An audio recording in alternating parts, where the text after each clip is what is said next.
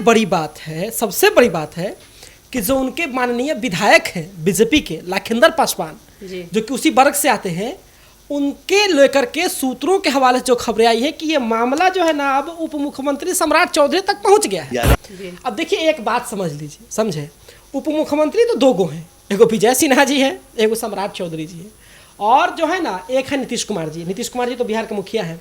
अब विजय सिन्हा जी के पास अपना अलग विभाग है, लेकिन जो सम्राट चौधरी जी है वो देखते हैं वित्त विभाग, यानी कि फाइनेंस बिहार का, समझे। सम्राट चौधरी जी पर बहुत सारी चीजें डिपेंड करती है।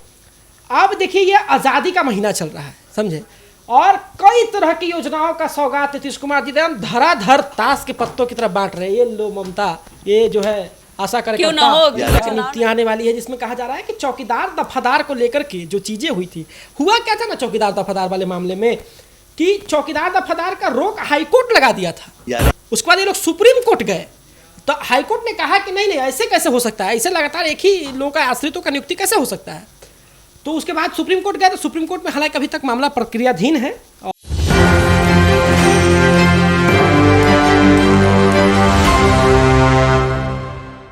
नमस्कार, एक न्यूज 24 देख रहे हैं, यहाँ पर मैं हूँ आपके साथ ब्यूटी। देखिए, चौकीदार दफादार भाइयों का मुद्दा काफी दिनों से चल रहा है, लेकिन अभी तक उनके हित में कोई निष्कर्ष या कोई निदान नहीं निकला।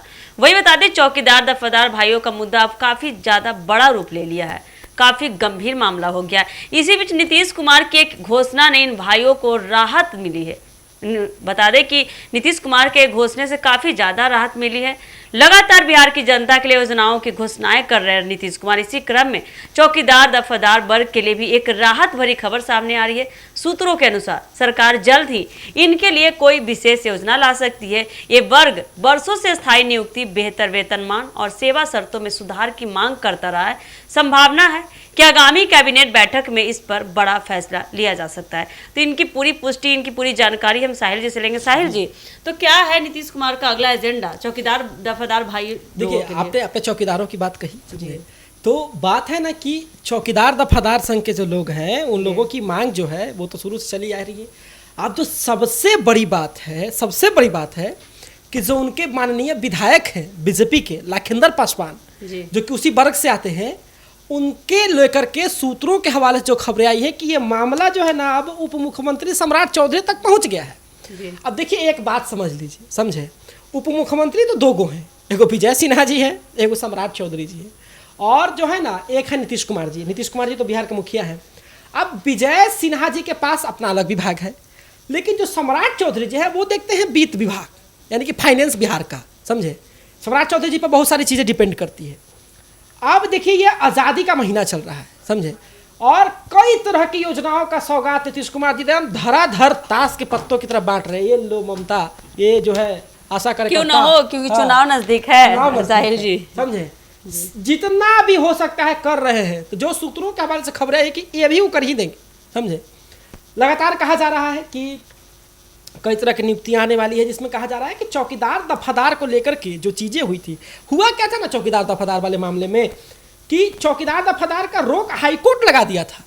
उसके बाद ये लोग सुप्रीम कोर्ट गए, तो हाईकोर्ट ने कहा कि नहीं नहीं ऐसे कैसे हो सकता है, ऐसे लगातार एक ही लोगों का आश्रितों का नियुक्ति कैसे हो सकता है। तो उसके बाद सुप्रीम कोर्ट गए, तो सुप्रीम कोर्ट में हालांकि अभी तक मामला प्रक्रियाधीन है, और लेकिन कहा जाता है कि सुप्रीम कोर्ट ने भी कहा कि हम हाईकोर्ट के बात पर अडिग हैं। तो बात है कि इन लोगों की जो मांग थी, चौकीदारों की जो मांग थी, वो थी ये कि अध्यादेश पास कराइए बिहार विधानसभा से।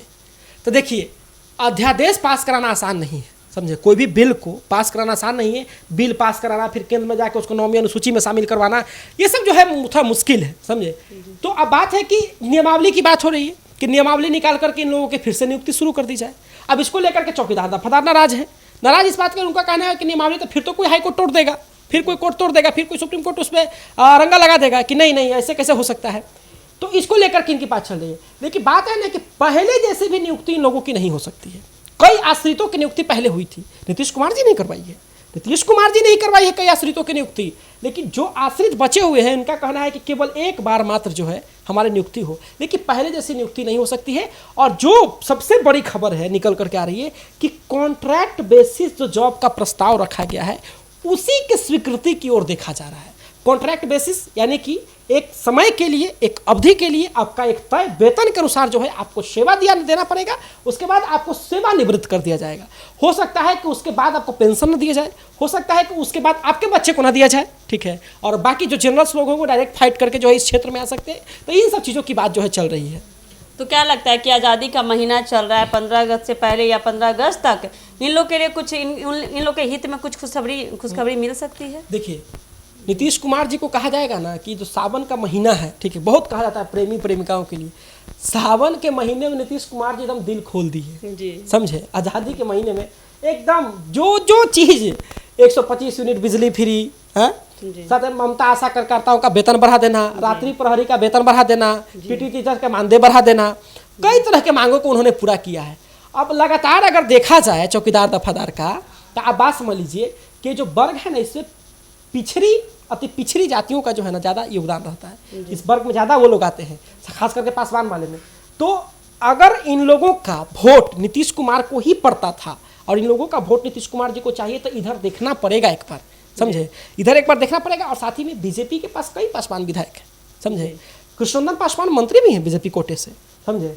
लाखेंद्र पासवान उनके पास विधायक भी हैं। चिराग पासवान जैसे खुद इतने बड़े नेता एनडीए में हैं। तो कहीं ना कहीं नीतीश कुमार जी पर दबाव हो सकता है कि जो है आप देखिए इधर की तरफ। नहीं होगा तो कम से कम कोई तो निष्कर्ष निकालिए। इन लोगों का भी कहना है कि मात्र एक बार आप बहाली करा दीजिए आश्रितों का, और उसके बाद जो है आप बाकी सभी कास्ट को लेकर के आइए, सभी जनरल वैकेंसी लेकर के आइए, उसके लिए हमको कोई दिक्कत नहीं है।